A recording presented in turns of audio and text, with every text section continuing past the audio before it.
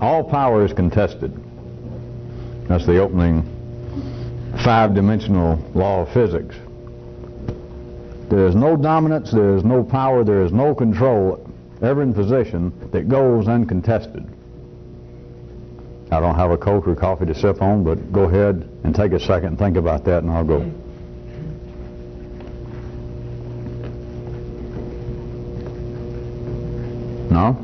No power goes uncontested.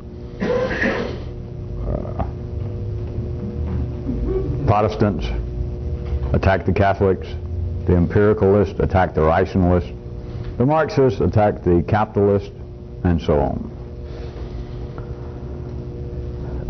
If a state of power, and now we can put the slices and say if a state of power, if a form of power, if the appearance of power goes uncontested, it is not converting energy and it is doomed. It brings about what could very easily in the 3D world be referred to as a state of equilibrium, which from this greater 5D view equates into stagnation. I can tell even from you people out in tape land at different time and different place, not enough people took a body blow on this. No power can go uncontested. It doesn't matter what the conditions are, it doesn't matter whether it's in religion, philosophy, science, culture, music, performing arts, plastic arts, literature, politics. If power is going uncontested, then you have at the very least stagnation. And stagnation will not long survive if energy is not being converted. What apparently are the forms involved, whether it be people, institutions, ideas, they are in a stage of devolution. It is one short step from stagnation to dying. In fact, in the 3D world, once something stagnates, if you want an aside for a second, once it stagnates almost to the point, to any point that it can be recognized by someone as stagnating, it is, generally speaking, unrevivable. Now, it may return again in some other form. Instead of them calling something in the field of art the modernist, then they can call it later the postmodernist. After it dies and it's something like the anti-modernist school for a decade, then it can come back as the postmodernist, the neo-modernist. But the thing itself, once it begins to stagnate, that is in one 3D lifetime, that some generation, that some part of life's body stands up and says, this person, this institution, this area of life's body, of human activity, is not really producing anything new, then generally speaking, remember this is an aside, I wasn't even going to stay here, but generally speaking, it is dying and it cannot be revived. It may disappear, it may fall on the ground, literally, if not figuratively, be eaten and come back the next generation as a new flower bed. They can come back around in another form.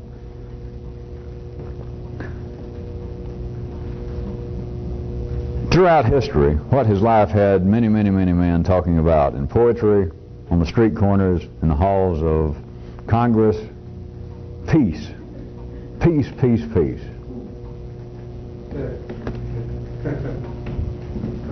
A continual denunciation of conflict. It has not stopped conflict, and there are more people involved in any time of conflict than there are people denouncing conflict. There are more people who apparently will acquiesce to being drafted, not even knowing why, that the king, the power, just says, hey, come get a sword, come get a rifle, and go kill folks. They go, sure. Now, so we'll line up over here and we'll tell you why. And most of them don't care why. If it's going to be how the government sanctioned, that they can go out and kill people, if they can go out and engage in a form of revolution, if they can go out and engage in a direct, immediate form of energy conversion, fighting, killing, with the sanction of a higher institution, you're sadly mistaken. Surely, well, I'll go ahead and say it, you people have got to suspect better, you're sadly mistaken to think that those that make up the cannon fodder of history have the least interest, have the least notion, which is the same thing, because they don't care, some so-called political, philosophical, much less religious purpose, you're fighting for God. They don't care. You're fighting for the king. They don't care. You're fighting. You can go out and kill. You're going to get fed. Probably be a few whores trailing along. The king will send them out. His sister's not doing anything. You can kill, and we're all in favor of it. The gods are behind you. The crown's behind you. The people are behind you. Nobody will go tut-tut when you kill somebody. The Caesars, the Huns, the Romans, the Anglos, the Saxons, no one has ever had any trouble raising an army. The dream of peace continues. It especially gets into the sinews, at least the apparent institutional sinews of people like you, where you would normally end up had I not saved you from a horrible, horrible, worse than death would have been a continued life as some kind of weirdo. But within that is all of you should know, because all of you got some piece of it in you, that you could have easily been a peacenik, as they were called in the 60s. That you can, all of you, most of you, got a potential to cry if you're back at city level and someone talk about all the ills of life and how people are inhumane, and pull out the daguerreotypes of the American Civil War, and then pull out good movie reels of WW1 and then WW2, and then videos from Vietnam in color of blood and guts, and people cry. The folly, all of our dumb presidents or the dumb premiers of some other state, sending people off trying to impose our will on somebody else. Tut, tut, tut, tut. There is no such thing as power going uncontested. It is not possible. Wherever there is power, whatever name is going on, whatever the form. And if power is getting too wide range for your beginning peek at this, the dominance of one power over another, one person over another, but generally speaking, historically now we're talking about larger groups of people, or at least figureheads of kings and Caesars and leaders representing a larger bundle of molecules, some group of people, one tribe against another. But the idea that there can be power and it go uncontested, that there can be good power, is part of the dream of the would-be do-gooders and the mystics, that there can be good power, that we get the Pope in charge, bring back the Holy Roman Empire, get a man of God in charge of the planet, and then we got something. You know, they've had their chance at that. So don't talk to me about live and learn. Get a good man, a good king in charge. Dig up Plato and see if he can give us some more directions about the philosopher king, the wise man. It doesn't matter who's in charge unless that empire, that state, that person, remember we're talking about also not just nations, unless that person is stagnating and about to die, then whatever power, it doesn't matter what the power is. It doesn't matter from some viewpoint. If you thought, well, here is a man of the gods, here is a good man, or whether you thought here is Attila reincarnated, it does not matter. If that state is not in a process of stagnation, which is almost terminally ill, there has got to be a contest. There has got to be opposition to the power, whatever's in charge. There has got to be somebody opposing the domination.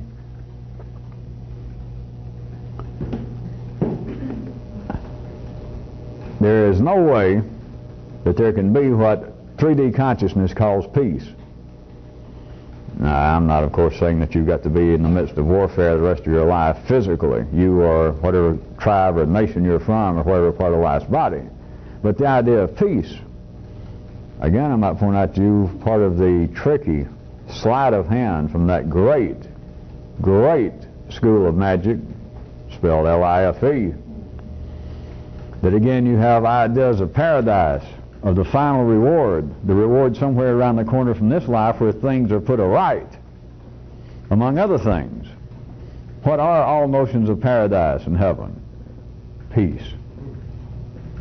No struggle for power. We only got the big power. We're finally in the face of, we're finally in the hands of the supreme monopoly. The big cheese, Larry. And then everybody else is at peace. that we all come face to face with the final big cigar, and there he is, and there's nothing to be said. Of course, you've died, and if you're a good person and you go to where he is, then you're not going to be in conflict with him anyway. But it's you and everybody else, the Jews and the Catholics, the Irish and the British. Everybody's going to be there together and go, wow, weren't we foolish down there, but now, hello. My name's Winston. What's your name? Aberdeen? Glad to know. We'll get along just fine. Notice that this is a dream. It is a part of paradise, and any time from any apparent culture or religion you hear any ideas of paradise, even ones if I never live long enough to mention them all, which I hope I don't, you can look at them and you should be able to see. You should be able to spot, at least me giving you the hint, if you've got any business being involved with this, that the very things that the ideas that come through molecularly, the ideas of the afterlife payoff, are the very things that are not possible here. The idea of a peace would be death here. The idea of there being a power on this planet, that is at the 3D level, of a power that would go uncontested, would be stagnation. You would be one step away from the extreme blues, as Bobby Bland used to say. One step away from death. Don't worry about the sun burning out, and don't worry about some group of people from another solar system coming here. If power went uncontested at the 3D level, you got to look no further for the destruction of life. You don't have to peer off in telescopes. All you got to do is look down in your own overcoat, and there it is. In line with this, see if you can follow.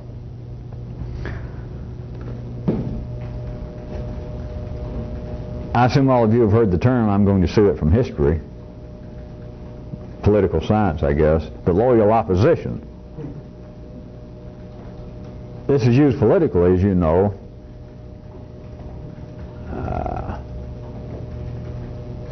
It arose, and I guess it is still limited to, areas that would seem to be relatively free politically, where there is some sort of nonviolent possible change of power, such as a voting republic or democracy.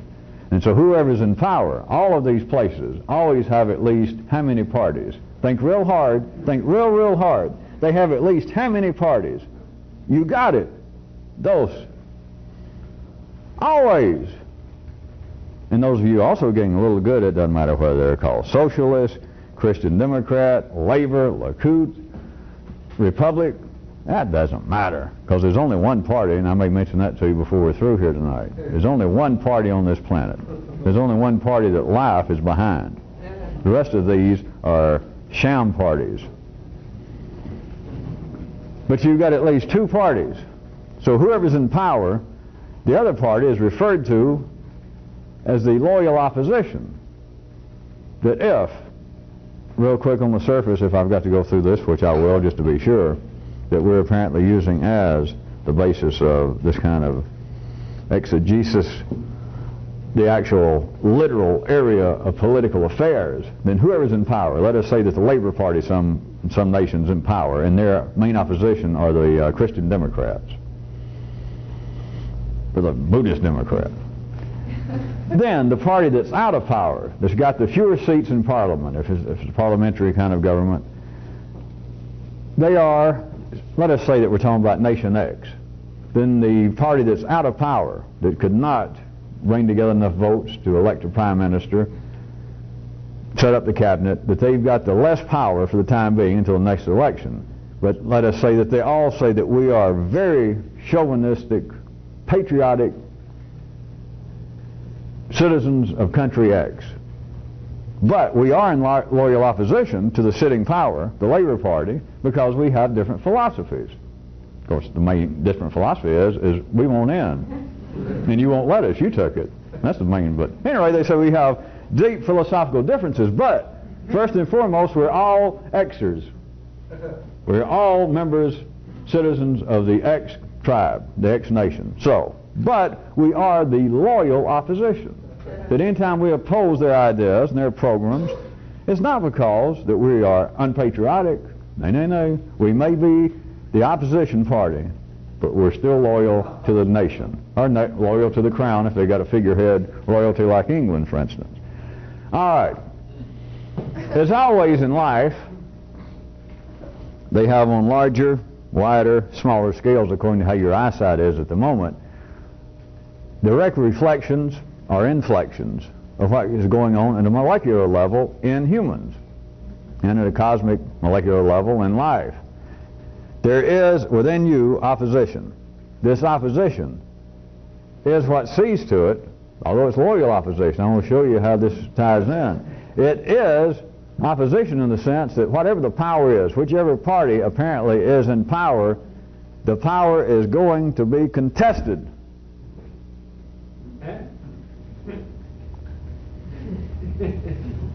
Now, as long as I'm here, surely some of your nervous systems, I'll do it for you, can point out that there are areas throughout history and throughout time and throughout this planet, even as we speak, that apparently have very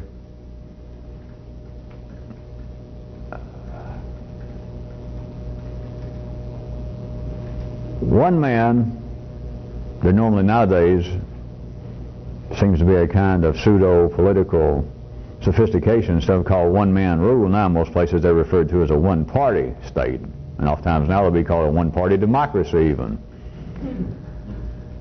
And so there are such places where apparently power is going almost uncontested.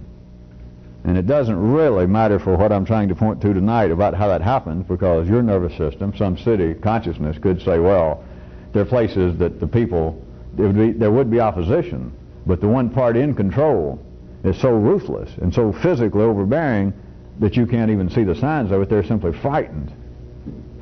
Maybe. May quite well be. But still the general fact is, if you find, and there are places right now on this planet, some of them quite well known in the news all the time, that are de facto at least one-party states, and that there is, at least de facto, no real opposition. And if you just glance at the paper or the TV, you must also be aware that these countries, these tribes, well, these countries, are rotting. They literally fall apart before your very eyes. And it always takes a place, every time you got a one party, it always takes a place through what seems to be a revolution. And so one party comes in, and it's always with promises that the new party comes in and announces to the nation, we threw out the bad guy, we're going to quit smoking. Oh, I'm sorry, I got to talk about a person. We threw out the bad guys, we're going to redistribute the land and not beat up on all you citizens like our predecessors did. And all the people go, yay, yay. And within a year, sometimes within 6 months, the country has fallen apart. Literally. All of you should know that. Just rot sets in. And I don't mean because of some sort of riots in the street. I don't mean because of some kind of instability, that the opposition is so strong that the new one party, the new revolutionary party, cannot get hold. I do not mean that. But they apparently do take hold to the point that the power is uncontested. It rots.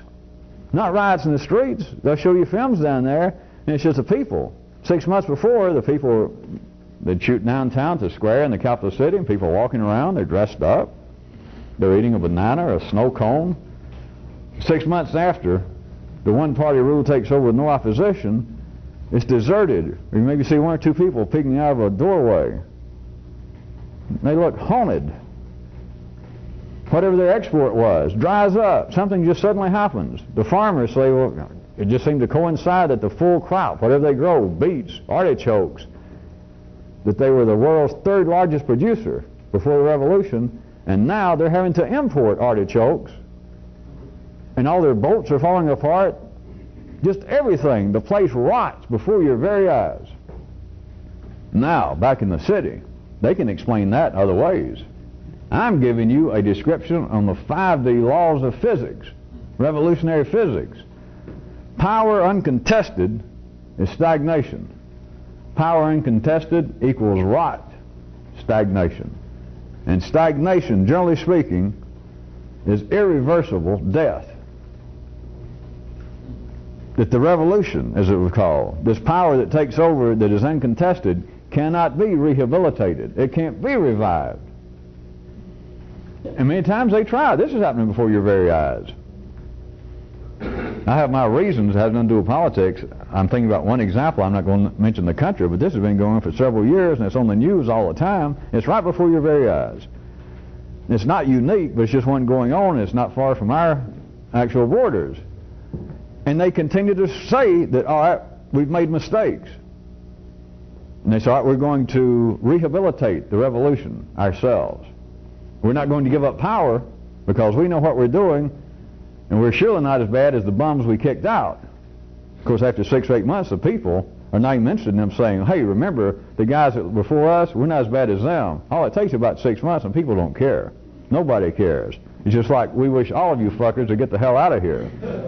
But they got all the guns. They got the power. They try to rehabilitate themselves, and it is not possible. It is not possible.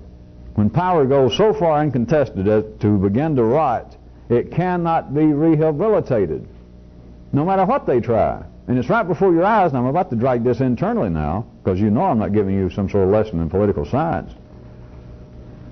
But it rots, and there's nothing they can do. They can call upon advisors from other countries.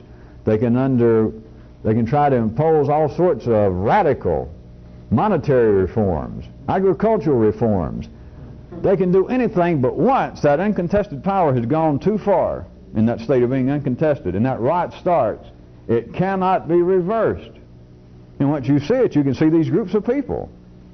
Many of them, of course, I shouldn't lie to you, that's the way it looks to you. All of them are sincere. I was going to say they appear to be sincere, because if you're back at city consciousness, that's the best you can say. And they can say, we meant to do well. What can we do? We got off on the wrong track somewhere, but look, we got to straighten this out.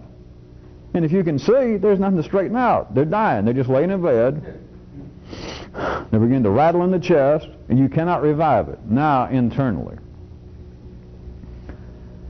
there is no power in a person, in this bundle of molecules that passes for an individual, that apparently has a cutoff line at the extremities of your skin that makes a difference between you in here and life out there. Inside of you cannot be power uncontested. If it is, you are dying. If it is, you are stagnant. You may live out a lot more years, but if you had any intelligence, you'd probably just assume that you didn't live it out, because you are part of the walking dead. You are a government that cannot function. On the other hand, you can experience it on this side, that more of your attention can be upon the one-party rule, the power that is uncontested, and then you are a glorious what? A goddamn fanatic. You might become a professional Christian. You might become a firebrand Jew of some kind. You might become a terroristic Muslim. You are a person. You become then a walking person of uncontested power within you. Now, forget about your relationship apparently with out there, but internally, a fanatic. What makes them so popular out in parks and everywhere? And somebody waving a book, whether it's a Koran or a Bible or a tract of how to make $1 million overnight in the stock market, whatever it is, they got that look in their eyes. And if you're good, you don't even have to look up close. You know it's not drugs. It's worse. It's that they know what they're talking about. They are being run internally by power uncontested, which is what a fanatic is. There is nothing in them to contest what seems to be in control. And if that's true, you're in a state of stagnation. The heart of the bell curve in the city has never been so diluted, because of what life needs, has never been so diluted on large scales to be attracted to any length of time to a fanatic. And when fanatics do seem to cause some impact on history, it's why it seems to stagger humanity, which shows you the level of their intelligence. That they write books for years and years after, like, my God, how could this happen? All they had to do was look inside themselves. That's how it could happen, but that's another story. I'm not here to preach. I guess some of you did see the paper. The Baptist Convention meeting down in Macon, Georgia did take away they discredited me this week, and so fuck them. I wasn't going to preach there anymore anyway. Anyway, back to this. I like the hours here better anyway. Plus, they expect you to be there on Sunday. So what was I talking about? The Baptist Church. Well,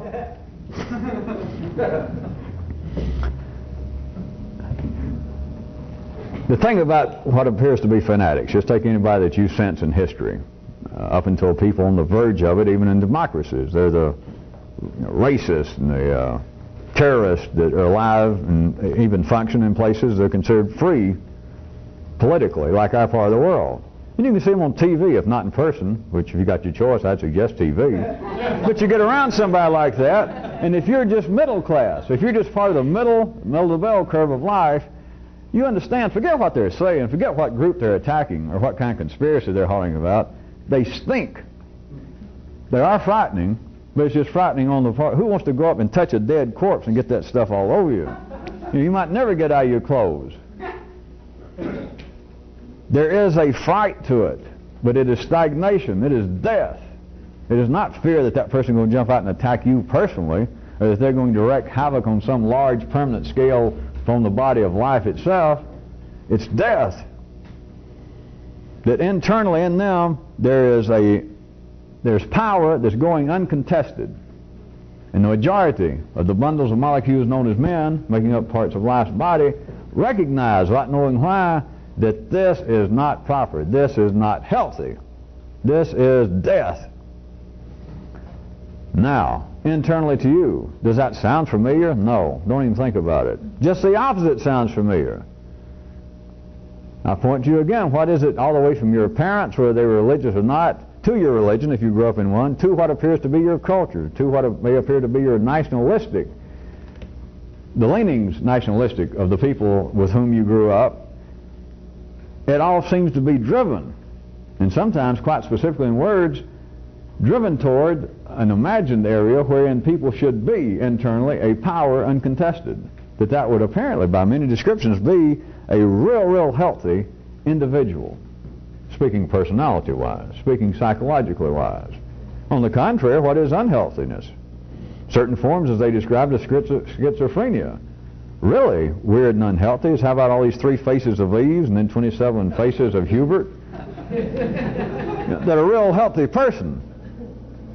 Even dragging people like Socrates, the classical philosophers, that a real healthy person would be somebody inside who knew who they were, who were somebody. And what they're saying is, who would be a power in themselves, uncontested. What they're saying is, it would be heaven, it would be paradise within the person. It would be stagnation, because it does happen in people. And they're normally put away. They have to have somebody to look after them. The whole idea, in general, is changing gradually. It always has. I don't mean that paradise is around the corner, but we're undergoing changes as we have all been alive here on this planet. But it's still the general idea that internally, for a person to be most psychologically healthy, I'm using their kind of terms, they should approach having a single source of power, direction in them, with no great or no unhealthy amounts of ambiguity.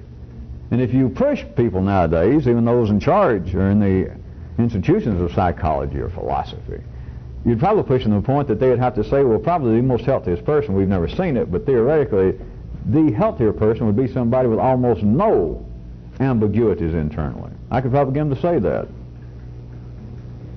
But is that true?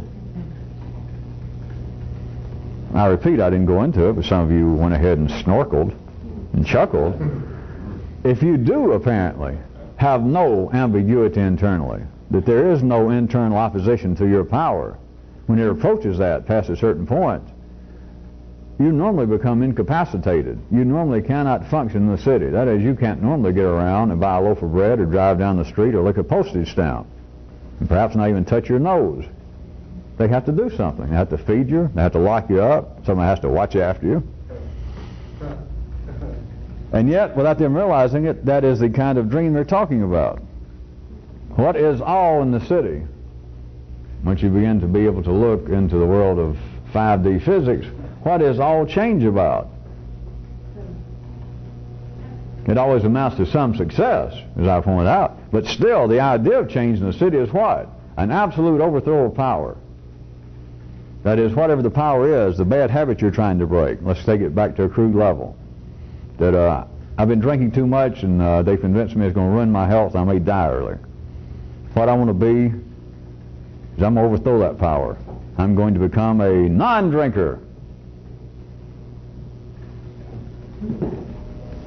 I know alcoholics, the professional alcoholics, the ones that have to go to the meetings, claim that you're never cured. But you understand what they're really saying is they want a total overthrow of power so that there is no longer any opposition, that I can become a non-drinker and there's no longer a battle. There's no longer the possibility. What I want is to become totally non-X, whatever X is, whatever the habit Y. Habit Y in certain areas of my life, certain times of my existence are taken up with the effect of habit Y, and what I want to do is overthrow it. I don't want to be part of the loyal opposition. I don't want to discuss it. I don't want to share power like the Labour and Likud party tried in one country, them trying to accommodate one another. It will not work. That becomes stagnation. And so the person, without using these terms, they do not say this, but what they are in essence doing is saying, I want to drop, I want to overthrow the habit Y.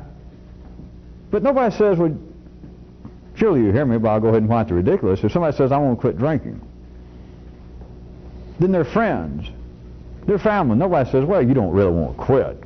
I mean, sure, you're a sot and a drunk, but you don't really quit. Just, how much are you drinking now? 2 fifths a day? Why don't you cut down to 1 a day?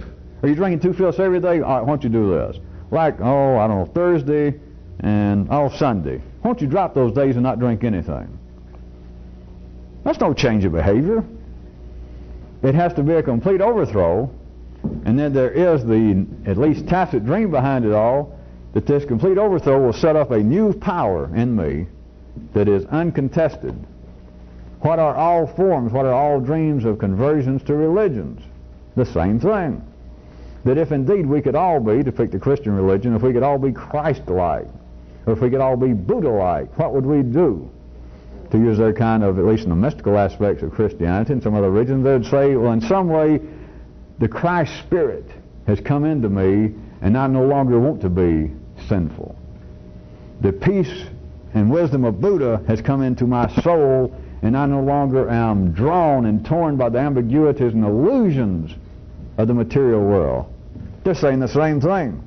They're saying what I am dreaming of, and what they're apparently being driven toward is a condition wherein there is a power in me that is uncontested. Because by Jesus and Buddha, of course, those people are inferring the head Larry. Not just some prophet, not just some human, but there's some cosmic force in me now, and if that's true, then it has got to be, by its very definition, it's going to be a power uncontested. That is the dream of being superhuman. That is the dream of being human in some supernatural manner. That is in form the dream of many people of having some higher state of being or understanding or etc. Is to have within them in some way, through their own doing, through a miracle, through a religious conversion, is to have established in them a new power. We have changed governments, a new power that is uncontested.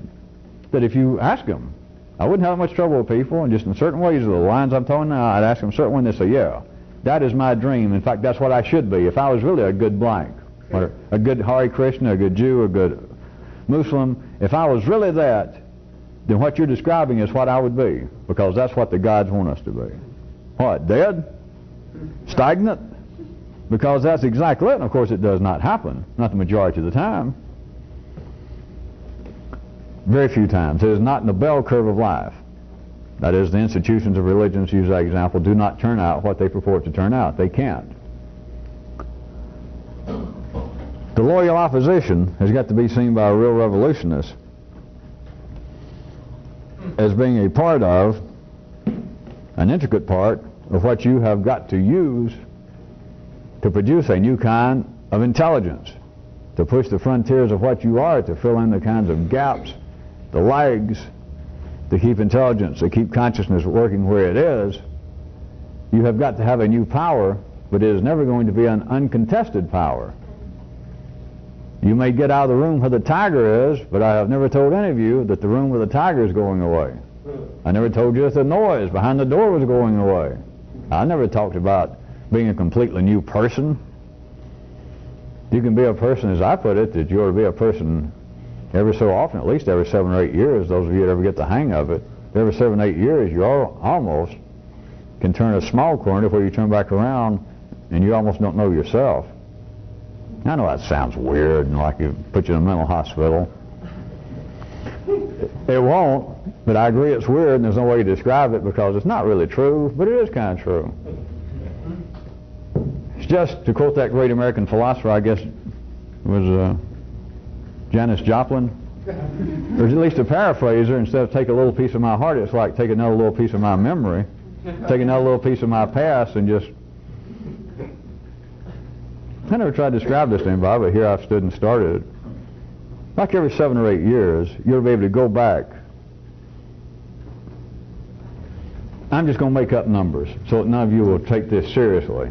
But let us say that you had begun to repay some of your obligation to this, and let us say that you got it down that you cut off the memory of the first, let's say 20 years of your life. I'm just making up the number.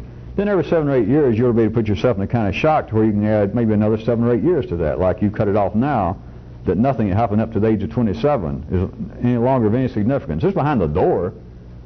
And if you got to go back there and rummage around and look for it for some reason, and go back there and play with a tiger, which can happen, you may meet somebody that you hadn't seen since then, as I pointed out, and you may have to go back there and find some old school book and go, oh, yeah, I remember you.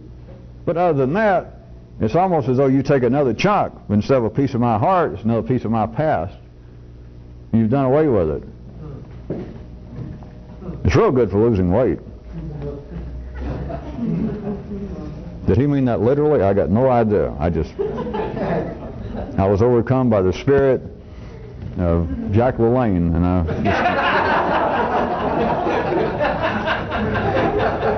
I suddenly felt like I was a channel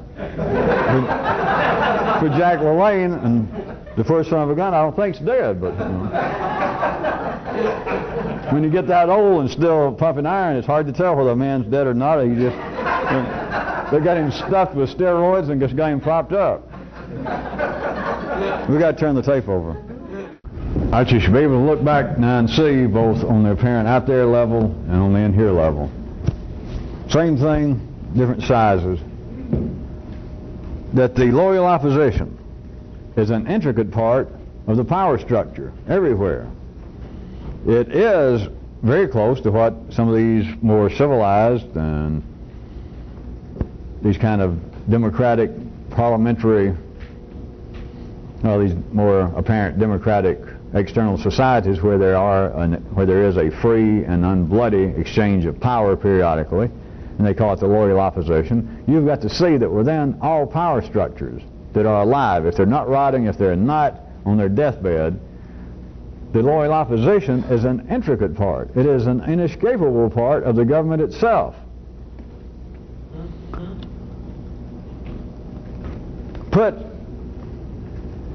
Let me sketch it another way that I was talking about several meetings ago, is everything pushes everything else. The frontiers of everything pushes and helps define everything else. Such as me drawing a square here, I cannot draw the square here if I draw a square down here without defining the rest of this page. I can't draw the square over here, I can't draw a triangle over here. Everything that I don't draw on this page is being also defined by the frontiers of whatever it is I draw. The frontiers of everything pushes and helps define, to say the very least, everything else. An Attila, using as an apparent external archetype of a power form, an Attila is pushed by his neighbors. An Attila is defined by his allies, by his opposition. There is no other possibility. It's not political, it's not theoretical, it's not philosophical. He is defined by the pushing of everything that's not him. And of course not just him. Him and everything else that appears to be him at the time and now after the time. What pushed him? What was defining him? The frontiers of everything